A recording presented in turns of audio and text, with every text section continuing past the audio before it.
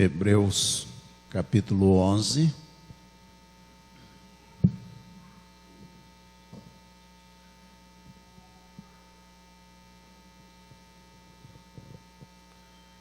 Hebreus 11, a partir do 32, tem sido o texto como base para as mensagens bíblicas.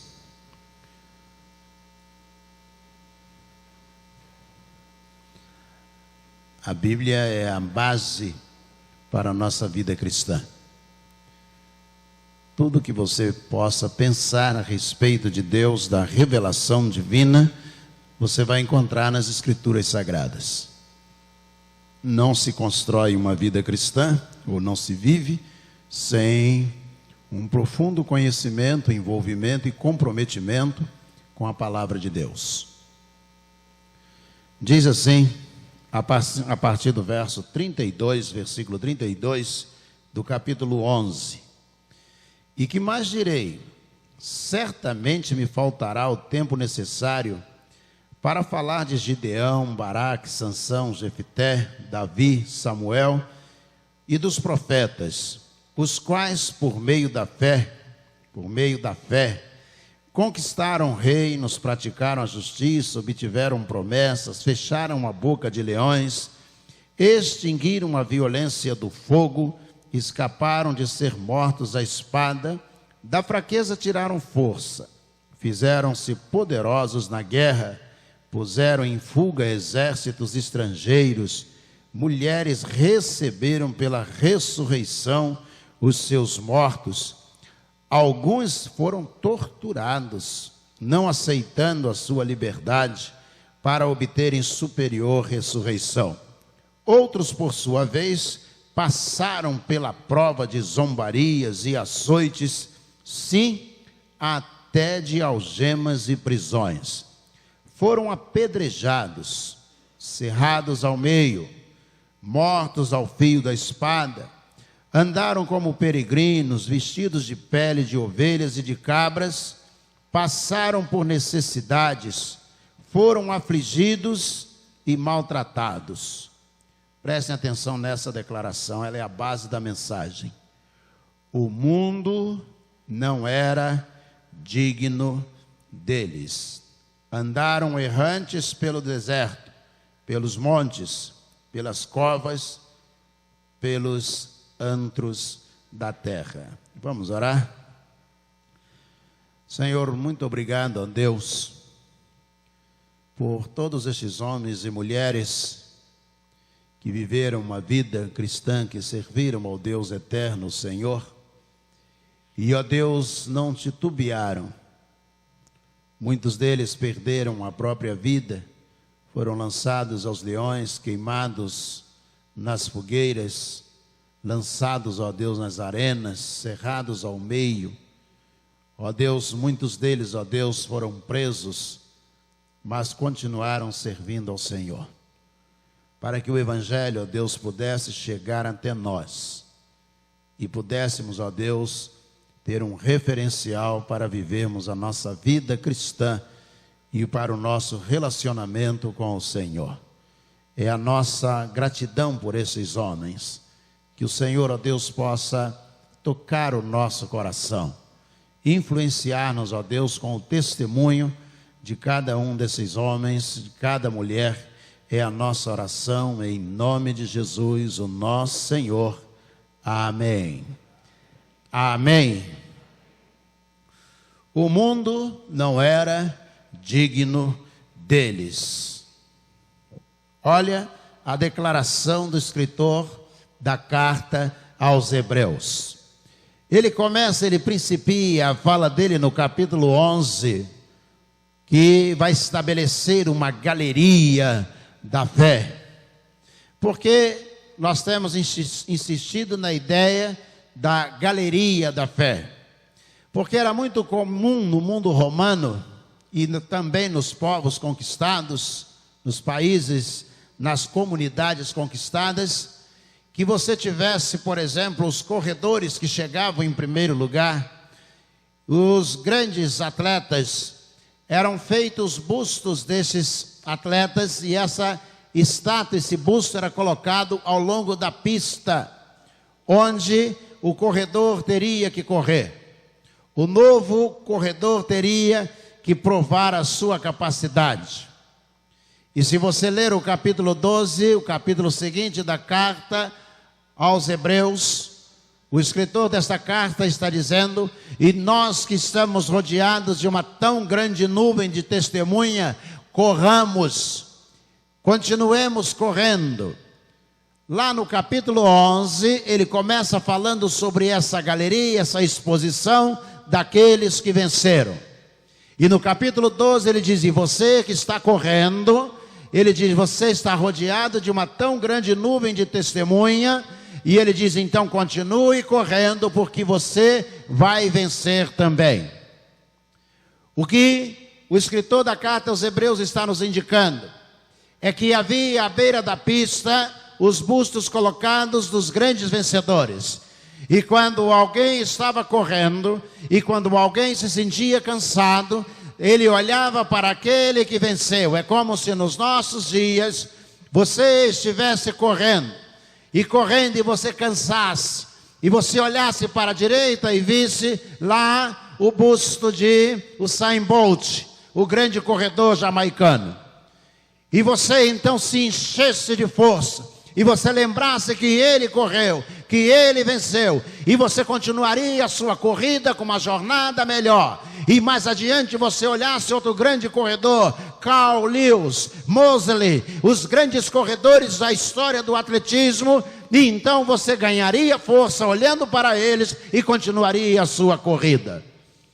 O autor da carta aos Hebreus está dizendo: você que começou a sua corrida agora, você que está em plena corrida na vida cristã, servindo ao Senhor, e se você se cansar e você tiver dificuldade, ele está dizendo: olhe para Enoque, porque ele andava com Deus.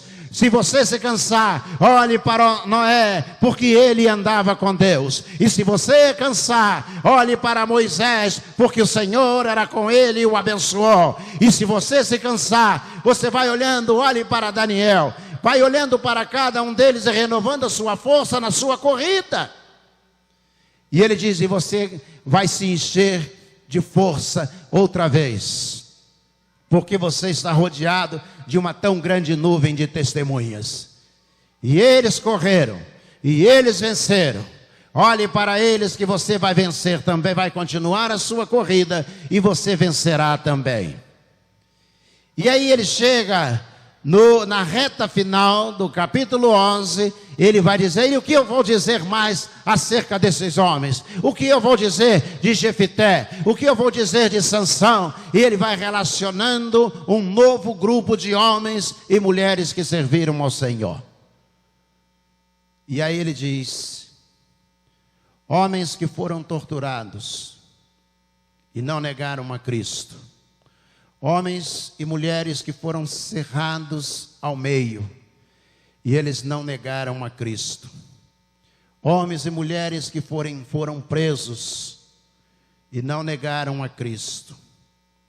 E aí o versículo 38, ele vai dizer: o mundo não era digno desses homens. O mundo que nós vivemos, diz ele, não é digno de tal testemunho, de pessoas tão comprometidas com Deus. E lendo esse texto eu fico pensando: e nós?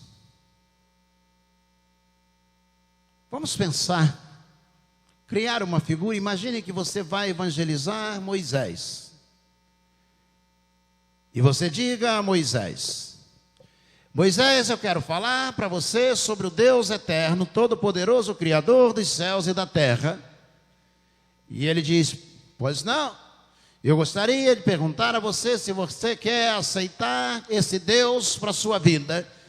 E Moisés perguntasse a você: e o que é que eu tenho que fazer se eu aceitá-lo? E você diz: você terá que acordar domingo pela manhã e ir à escola bíblica dominical. Mas isso é muito fácil. Você terá que ir aos cultos da sua igreja. E Moisés vai perguntar a você, mas é isso que eu teria que fazer? Sim. Você poderá cantar num coro. Sim, mas o quê? Você poderá evangelizar, falar às pessoas sobre esse Deus eterno, todo-poderoso. O que você acha, Moisés? E ele vai dizer a você, eu já sirvo esse Deus. E você vai dizer, é verdade? E ele vai dizer, sim. Por causa dele, eu passei a maior parte da minha vida no deserto. Por causa dele, eu tive que lutar contra um outro homem, tirar a vida dele para proteger o povo de Deus. Por causa dele, eu tive que enfrentar Faraó.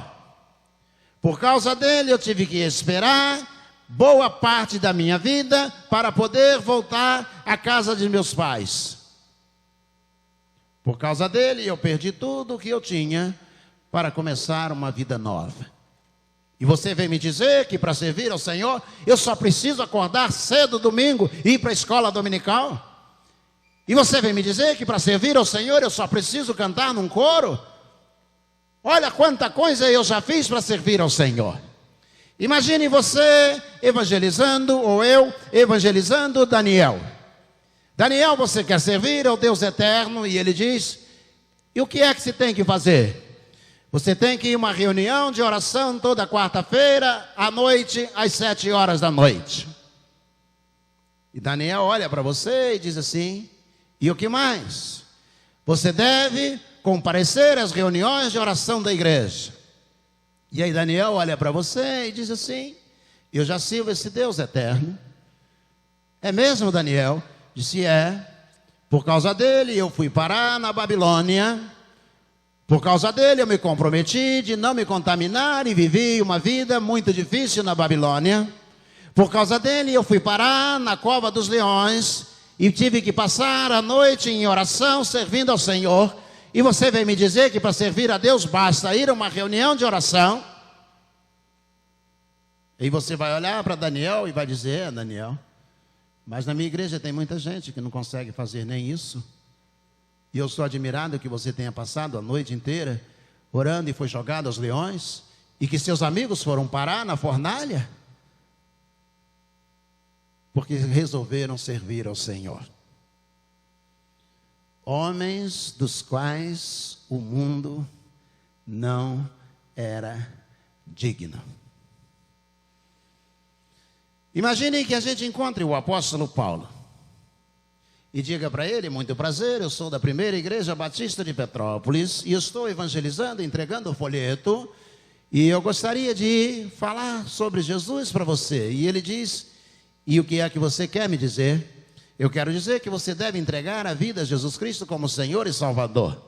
Sim, mas o que mais eu tenho que fazer se eu entregar a minha vida a Jesus? E você diz, você terá que distribuir folhetos, falar de Jesus, dar testemunho às pessoas, de vez em quando, sempre que for oportuno. Você quer fazer isto? E o apóstolo Paulo olhe para mim ou para você e diga assim, mas eu já sirvo a Jesus, eu sou o apóstolo Paulo. Você serve a Jesus? Disse, é. Eu o encontrei no caminho e fiquei cego, e Ananias foi orar por mim, restaurou a minha visão. E desde então eu fui retirado de um lugar para o outro e do outro para outro, porque eu tinha que estar testemunhando e eles queriam me matar. Sofri 5 prisões, fui açoitado inúmeras vezes, apanhei, e ele então abaixa a sua proteção e mostra as costas a você e diz, aqui eu quero mostrar a você. Inclusive eu escrevi uma carta que nela eu digo aos Gálatas, eu trago no meu corpo as marcas do que eu tenho padecido por Cristo. Você quer ver? Olha aqui, e as costas lanhadas, cheias de cicatriz. Ele diz, tudo isso é porque eu sirvo ao Senhor. E você só evangeliza? E aí eu e você vamos dizer, mas na nossa igreja nem evangelizar as pessoas evangelizam. Eu vejo que você sofreu, que você viveu uma vida cristã cheia de dificuldades. Foi preso 5 vezes.